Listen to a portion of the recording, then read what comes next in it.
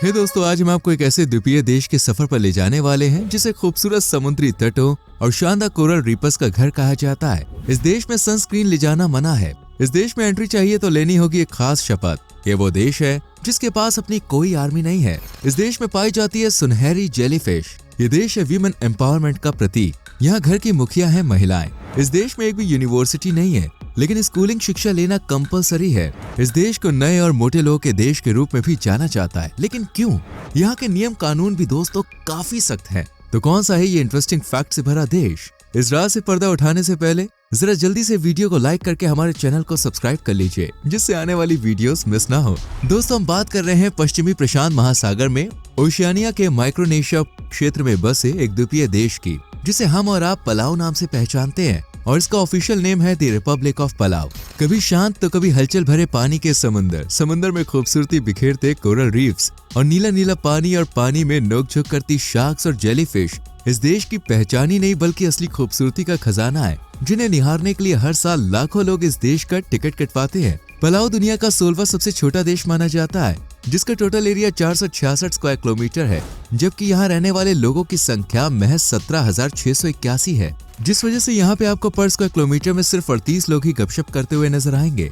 आबादी कम होने की वजह से ही इस देश में सुकून कदम कदम पर महसूस किया जा सकता है। ये छोटा सा देश भी विविधता में एकता वाला रूल फॉलो करता है, यानी यहाँ पर कई धर्म से जुड़े लोगों का बसेरा है, जिनमें सबसे ज्यादा आबादी रोमन कैथोलिक्स की है, जो पॉपुलेशन का 45% हिस्सा है। इसके बाद 34% में प्रोटेस्टेंट, 5% में मोडेकेंजियाई, 3% में इस्लाम और 1.5% में मॉर्मोनिज्म, और बाकी धर्म से जुड़े लोग भी अपनी हिस्सेदारी रखते हैं और हंसी खुशी एक परिवार की तरह रहते हैं। इस छोटे से देश की राजधानी को भी दुनिया की सबसे छोटी राजधानियों में शुमार किया जाता है, जिसका नाम है एंजरोलमर्ड। इस कैपिटल सिटी में सिर्फ 271 लोग ही रहते हैं। पलाव को सिर्फ छोटे ही नहीं बल्कि नए देशों की लिस्ट में भी टॉप पर रखा जाता है, क्योंकि ये देश 1994 में अमेरिका से आजाद होकर एक नए देश के रूप में उभरा था। पलाव को 340 आइलैंड्स का साथ मिला हुआ है, जबकि कुछ चंदी आइलैंड्स लोगों का घर है, बाकी तो प्राकृतिक खूबसूरती और वीरानगी का अड्डा माने जाते हैं। पलाव में 2 मुख्य भाषाएं बोली और सुनी जाती हैं, जिनमें पहली है पलावन और दूसरी है इंग्लिश। इनके अलावा जापानीज और साथ ही और भी कई भाषाओं में लोग अपनी जुबान बेहतर करते जा रहे हैं, जिससे टूरिस्ट को यहाँ आने के बाद कोई भी दिक्कत नहीं होती। पलाव को काफी पुराना ऐतिहासिक द्वीपीय देश कहा जाए तो बिल्कुल भी गलत नहीं होगा, क्योंकि ये 3000 साल पुराना बताया जाता है, जबकि तीसरी और दूसरी ईसा पूर्व के बीच यहाँ लोगों का बसना शुरू हुआ था, और ये लोग इंडोनेशिया और फिलीपींस के निवासी थे। इसके बाद 1522 में इस पर स्पेनिश लोगों की नजर पड़ी, लेकिन इस पर ज्यादा ध्यान नहीं दिया गया, और फिर 1783 में इसे इंग्लिश कैप्टन हेनरी विल्सन ने दुनिया के सामने पेश किया, और फिर तो यह देश दुनिया की नजरों में छा गया और हर कोई इसे अपना बनाने की कोशिश में लग गया। 200 साल जितने लंबे समय तक इस पर ब्रिटेन, फ्रांस, जर्मनी और स्पेन जैसे देशों ने अपनी हुकूमत की, लेकिन आखिर में ये देश पहुंच गया अमेरिका के हाथ में, और आज भी अपने बच्चे की तरह अमेरिका इस देश की रखवाली करता है। दरअसल पलाव के पास अपनी कोई आर्मी नहीं है, इसलिए एक संधि के तहत अमेरिका ही पलाव की सुरक्षा की जिम्मेदारी का बोझ अपने कंधों पर लिए हुए है, और जरूरत पड़ने पर अमेरिका पलाव की आर्थिक मदद भी करता रहता है। बाकी ये देश आज पूरी तरह से आजाद है। पलाव की अपनी सरकार है और सभी फैसले यहाँ सरकार लेती है। पलाव में रहन सहन से लेकर खुशहाली तक, इनकम से लेकर रोजगार तक का फुल इंतजाम है, लेकिन यहाँ की जीडीपी को ज्यादा मदद मिलती है टूरिज्म इंडस्ट्री से, जो कि जीडीपी का 40% तक भार संभाले हुए है। इसके बाद यहाँ फिशिंग एग्रीकल्चर का काम भी बड़े पैमाने पर किया जाता है। समुद्री इलाका होने की वजह से यहाँ एक से एक शानदार प्रजाति की मछलियाँ पाई जाती हैं, जिन्हें बेचकर देश की रोजी रोटी का इंतजाम होता है। पलाव में जितनी आबादी नहीं है, उससे ज्यादा यहाँ सैलानी सैर सपाटा करने आते हैं, और यहाँ आने पर मजबूर करती है गोल्डन ट्रांसपेरेंट जेलीफिश, जो कि पलाव के एल मॉल्क आइलैंड पर अनगिनत संख्या में पाई जाती है। जेलीफिश की अपनी एक अलग लेक भी है दोस्तों, जिसे जेलीफिश लेक के नाम से जाना जाता है। इस झील में करीब 50 लाख जेलीफिशेस मौजूद हैं। कुछ गोल्डन चमकदार रंग की होती है तो कुछ सफेद शीशे जैसी दिखाई पड़ती है। अब पता है सबसे अच्छी बात क्या है? कि इनसे आपको कोई नुकसान नहीं होता। इनके साथ आप ना सिर्फ खेल सकते हैं बल्कि बेफिक्र होकर स्विमिंग भी कर सकते हैं। तो है ना शानदार? वैसे शान तो इस देश की भी कम नहीं है। यहाँ पे आपको ज्यादातर पढ़े लिखे लोग ही नजर आएंगे, तभी तो आज ये छोटू सा देश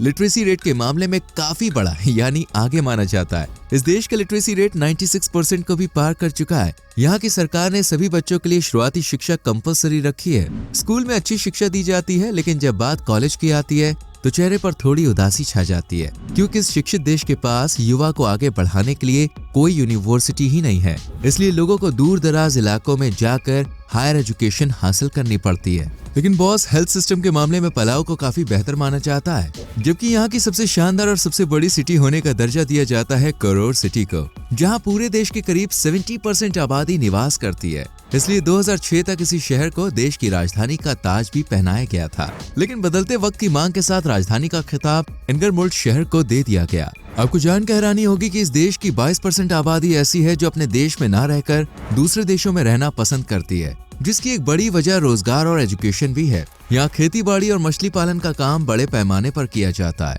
लेकिन आज का युवा इन कामों से पीछा छुड़ाता है। इसलिए बड़ी बड़ी कंपनीज और हाई फाई सैलरी और तलाश में पलाऊ वासी साल दर साल पलाऊ से विदेशों में सेटल हो रहे हैं, जिससे पॉपुलेशन में भी कमी देखने को मिलती है। लेकिन इस बात में भी दो राय नहीं है कि ये देश खूबसूरती, शांति और ऐतिहासिकता के मामले में कई देशों से दो कदम आगे माना जाता है। यहाँ आपको खुले माहौल में स्वच्छ साफ हवा लेने का मौका मिलता है, क्योंकि यहाँ पॉपुलेशन बहुत कम है और यहाँ की सरकार पर्यावरण और नियमों के लिए काफी सतर्क रहती है। पलाऊ के नियम के अनुसार यहाँ कोई भी 40 किलोमीटर प्रति घंटे की स्पीड से गाड़ी नहीं चला सकता है। अगर ऐसी गुस्ताखी करी तो बॉस, भारी फाइन भरना पड़ सकता है। सिर्फ नियम ही नहीं, बल्कि यहाँ के लोग भी तेज गाड़ी चलाना पसंद नहीं करते हैं, क्योंकि यहाँ सड़कों पर ट्रैफिक होता ही नहीं है, जिस वजह से अगर वो गाड़ी नॉर्मल स्पीड में भी चलाए तब भी सही समय से अपनी मंजिल तक पहुँच जाते हैं। पलाऊ में लोग कम है, गाड़ियाँ कम है, इसलिए पॉल्यूशन भी ना के बराबर है। पलाऊ एक ऐसा देश है जहाँ कोई पब्लिक ट्रांसपोर्ट की सुविधा नहीं है। यहाँ पर आपको बस, टैक्सी या फिर अपनी गाड़ी से ही घूमना होगा। वैसे अगर जाने की सोच रहे हैं तो कुछ बातों का जरूर ध्यान रखिएगा, जैसे अपने सामान की लिस्ट से सनस्क्रीन को डिलीट कर दें, क्योंकि यहाँ सनस्क्रीन पूरी तरह से बैन है, क्योंकि इसमें जिन केमिकल्स का इस्तेमाल किया जाता है वो समुद्री जीवों के लिए काफी हानिकारक होते हैं। समुद्री जीवों की सुरक्षा के लिए ही सरकार ने इन क्रीम्स पर रोक लगा दी है। वैसे क्या आपको पता है कि जब भी कोई सैलानी इस देश में घूमने फिरने आता है तो उसे खास तरह के पेपर पर साइन करवाया जाता है और उसे एक शपथ दिलाई जाती है। दरअसल साल 2016 में पलाऊ सरकार ने एक नियम लागू किया था, जिसका नाम था इको प्लेस। इस नियम के तहत बाहर से आए सैलानियों को एक लेटर पर साइन कराया जाता है और फिर शपथ दिलाई जाती है कि वो इस देश में गंदगी नहीं फैलाएंगे और पर्यावरण का भी ध्यान रखेंगे। ऐसा यूनिक कानून और पर्यावरण के प्रति सतर्कता रखने वाला पलाऊ दुनिया का पहला देश था। पलाऊ आज भी पुरानी परंपराओं को संजोए हुए है। पुराने जमाने के लोग पारंपरिक पोशाक में रहते हैं और पुरुषों की तरह ही महिलाएं भी टॉपलेस रहती थीं। हालांकि आज भी रहन सहन, परंपरा, संस्कृति सब वही है, लेकिन पोशाक में थोड़ा फर्क देखने को मिलता है। पलाऊ के लोग जितने सिंपल सादा हैं, उतना ही यहाँ का नेशनल फ्लैग भी सादगी से भरा हुआ है। इस झंडे के चारों तरफ आसमानी रंग है और बीच में एक पीला सर्कल है। ये सर्कल सूरज का प्रतीक माना जाता है, जबकि आसमानी रंग प्रशांत महासागर का। पलाऊ वीमेन एम्पावरमेंट का एक बेहतरीन उदाहरण है। यहाँ आज भी घरों में औरतों की चलती है और उन्हें पुरुषों जितना ही अधिकार दिया जाता है। घर को संभालना हो या काम में पुरुषों का हाथ बटाना हो, हर काम में यहाँ की महिलाएं बहादुरी से खड़ी हुई दिखाई देती है। पलाऊ वासियों के लिए पूर्णिमा का दिन काफी शुभ होता है। ये लोग खेती करने की शुरुआत या मछली पकड़ने की शुरुआत इसी शुभ दिन से करते हैं।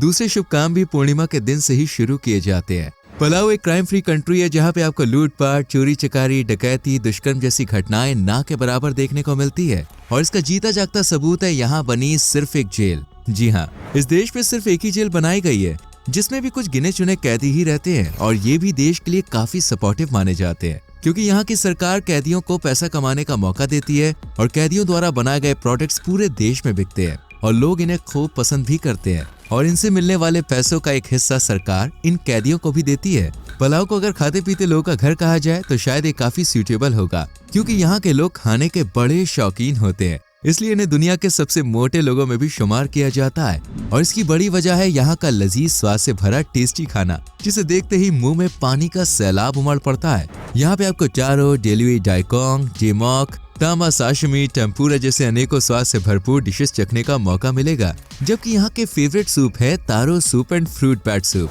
पलाऊ में सी फूड की मांग ज्यादा है, हालांकि नॉन वेज के लिए भी यहाँ काफी कुछ है, इसलिए फिक्र करने की कोई बात नहीं है। पलाऊ की असली खूबसूरती झलकती है दोस्तों इसके शानदार टूरिस्ट प्लेसेस से, जिनमें पहला है रॉक आइलैंड, जिसकी बेजोड़ खूबसूरती को देखते हुए इसे साल 2012 में यूनेस्को वर्ल्ड हेरिटेज साइट का भी दर्जा दिया जा चुका है। यहाँ चारों तरफ शांत पानी, हरियाली, कोरल रीफ्स और मछलियों की अनबन इस आइलैंड को और खूबसूरती प्रदान करती है।